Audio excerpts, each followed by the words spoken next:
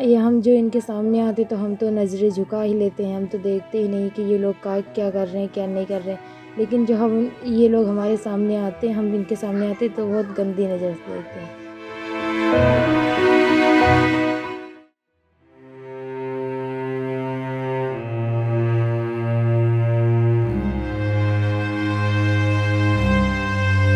पिछले साल उत्तर प्रदेश के बाराबंकी जिले का पंचायत चुनाव पर उस समय उदासी छा गई जब एक दलित उम्मीदवार की नाबालिग बेटी के साथ कथित तौर पर सामूहिक बलात्कार किया गया।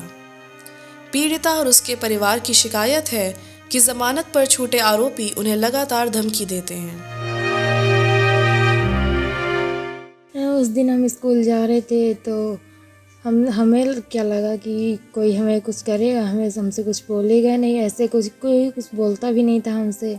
हम अपनी रास्ते जाते थे। तब उस दिन जा रहे थे तो वो लोग वैन लेकर खड़े थे। फिर हमें क्या पता था, वो लोग तो हमेशा खड़े रहते। जब निकले घर से थोड़ा और जहाँ पे निकले वहाँ पे कोई नहीं था। फिर ये लोग हमारे आगे अपनी गाड़ी कर दिए। गाड़ी करके फिर बैठा लिए, उसमें खूब खींच लिए। तो हम जो चिल्ला रहे थे तो वहाँ पे कोई था ही नहीं।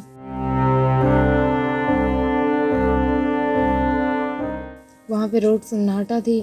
वहाँ पे एक पास में मंदिर था, मंदिर तक आवाज़ नहीं जा रही थी। तो ये लोग जो खींच वीच लिए, जो वहाँ पे पहुँचे, फिर जो इनके पास ये बोल रहे थे कि अभी तो हमने कहा छोड़ दो, तो कहें कि अभी नहीं, अब जो तुम्हारे स्कूल का टाइम हो जाएगा तो छोड़ देंगे।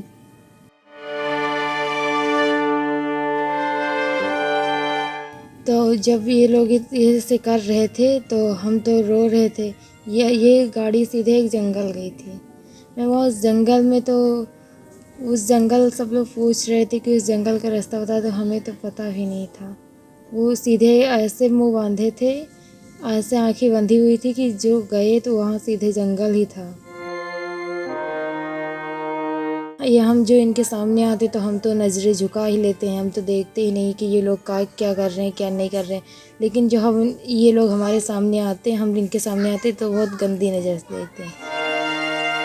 मैम न्याय कैसा मिला है, जो लोग बंद थे वो भी छूट आए हैं। उनको पहले सज़ा दी गई, फिर बाद में वो लोग छूट आए हैं। पहले जो मेन था वो भी छूट आया है। आकाश जो जिसके पापा प्रधानी में खड़े, वो तो काफ़ी दिन रुका ही नहीं, वो तो 2-4 महीने रुका है बस। मैम स्कूल तो हम जाते नहीं, घर पे ही कोचिंग करते हैं। पढ़ाई घर पे ही करते हैं। जब पेपर देना होता है तो घर से बाहर निकलते भी पापा के साथ में। ऐसे हम कहीं जाते नहीं हैं। पहली बात तो इनकी बेल खरीद करके ये अंदर जाए, इससे कि ये आए तरह से आए दिन हमको बदतमीजी करने से परेशान करते हैं। अब एक एप्लीकेशन भी दे चुके, 2 बार एप्लीकेशन हम लगा चुके हैं कि ये ऐसा वैसा हमको फंसा रहे हैं। एक बार बिटिया उठाने के चक्कर में, दूसरी बात छोटी बच्ची हमारी आ रही थी, उसको भी परेशान ना पकड़ने दौड़े थे मुँह बांध के। पहले धमकी मिली थी, हम एक चुनाव लड़ रहे थे प्रधानी से, तो मुझे धमकी आई थी कि आप प्रधानी चुनाव मत लड़ो, बैठ जाओ। तो हमने कहा कि हम अपनी वोट अपने बक्सा में डाल लेंगे, लेकिन हम बैठेंगे नहीं। तो उन्होंने कहा कि नहीं, आप 1 लाख रुपए हमसे ले लो। एक व्यक्ति ने कहा कि और इसी बिटिया की शादी कर डालो।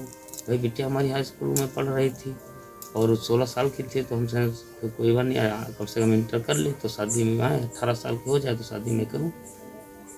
लेकिन ये लोग बीच में खेल अपन वही सलाह करके कि ऐसा कर दो कि हादसा हो जाए, मतलब तो बदनामी हो जाए। वही काम के हादसा करवाने के बाद पूरी बिरादरी एक हो गई। उधर आरोपी और उनके परिवार सामूहिक बलात्कार के आरोपों को चुनावी साजिश और लालच बताते हैं। अरे ये सब गलत है, केवल चुनाव की रंजिश की वजह से, मतलब चुनाव की वजह से ये ऐसा फंसी जो है केस लगवाया है। बाकी एक लड़के से इसका संबंध था, बाकी 3 लड़के निर्दोष हैं।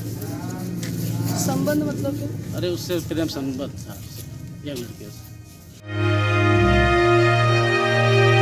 आपका कब से उनके साथ संबंध है?